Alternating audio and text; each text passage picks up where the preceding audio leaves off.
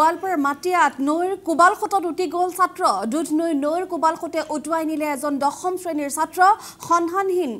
গাৰোপাৰাৰ ক্ৰছফিল চাংমা নামৰ ছাত্ৰজন মাছ মাৰি উভতাৰ সময়তে সাতুৰি নৈ পৰা পাৰ হওঁতে এক অঘটন সংঘটিত হৈছে SD চিভেশ্যন বিদ্যালয়ৰ ছাত্ৰ ক্ৰছফিল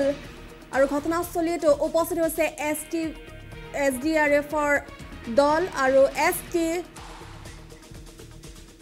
Saint Sebastian বিদ্যালয়ৰ ছাত্ৰ ক্ৰছফিল আৰু ঘটনাস্থলীত উপস্থিত আৰক্ষী SDRFৰ দল আমি ছাত্ৰগৰাকীৰ ফটো দেখুৱাই আছো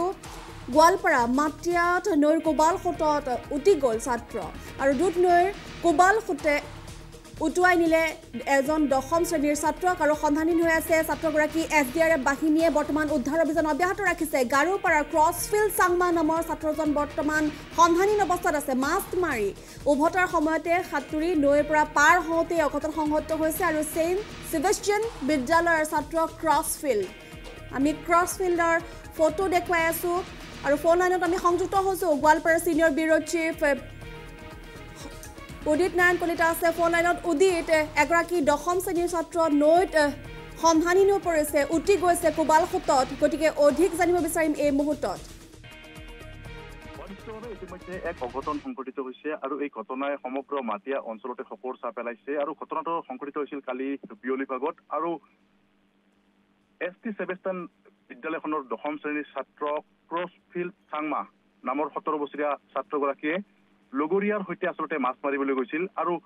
দুধনৈ নৈৰ সিটো পাৰে আচলতে পথাৰত মাছ মাৰিবলৈ গৈছিল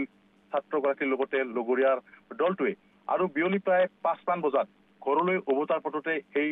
অঘটনটো সংঘটিত হয় আৰু দুধনৈ নৈৰ বাৰণী পানীয়ে আচলতে উটুৱাই লৈ যায় ক্ৰছফিল চাংমা নামৰ ছাত্ৰজনক আৰু কালি লগে লগে এক হুৱাদুৱা পৰিৱেশৰ সৃষ্টি হয় লগে লগে স্থানীয় লোকে উদ্ধাৰ অভিযান চলাই যদিও কিন্তু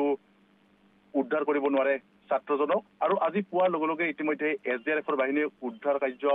আৰম্ভ কৰিছে উদ্ধাৰ অভিযান অব্যাহত ৰাখিছে SDRFৰ দলে কিন্তু এই মুহূৰ্তত কোনো সংসূত্ৰ পোৱা নাই ছাত্ৰজনৰ আৰু এটা কথা ক'ব লাগিব যে মাছ মাৰি উভতাৰ সময়ত যেহেতু এই ঘটনাটো সংঘটিত হৈছে আৰু এই ঘটনাই সমগ্ৰ মাটিয়া অঞ্চলতে শোকৰ ছাপ পেলাইছে এগৰাকী ছাত্ৰ আচলতে দশম শ্ৰেণীৰ ছাত্ৰ আৰু ST সেবেষ্টিয়ান নামৰ বিদ্যালয়খনৰ দশম শ্ৰেণীৰ ছাত্ৰই এনেদৰে দুধনৈৰ কোবালখোটে উটুৱাই নিয়াৰ পাছত সমগ্ৰ অঞ্চলতে শোকৰ ছাপ পেলাইছে মই কৈছো যে আচলতে যেহেতু মেঘালয়ৰ পৰা নামি অহা পানীয়ে ইতিমধ্যে নৈ উপনৈসমূহৰ পানী আচলতে যথেষ্ট বৃদ্ধি পাইছে আৰু ভৰা নৈত সাতুৰি পাৰ হ'ব ধৰিছিলে ছাত্ৰজনৰ লগৰে দলটোৱে উদিত এই মুহূৰ্তত আপোনাক ধন্যবাদ জ্ঞাপন কৰিছো